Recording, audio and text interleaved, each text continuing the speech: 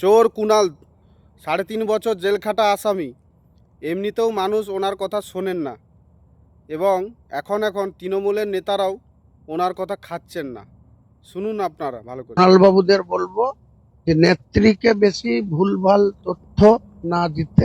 আবার আমাদের এই নেত্রী সম্বন্ধে আমার মনে হয় বিরোধীরাও সেই ভাষায় কথা কোনোদিন বলেনি।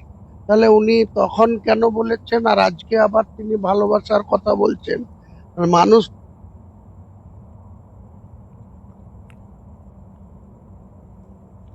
তা কুণাল বাবু, শুনলেন ভালো করে? আপনি আর ভ্যাট বকেন না, অনেক ভ্যাট বকেছেন। আপনার কথা কেউ শুনবেন না। আপনি 3.5 বছর যখন জেলে ছিলেন তখন নিজেই বলেছিলেন, যান মুখ্যমন্ত্রীকে যান অ্যারেস্ট করুন।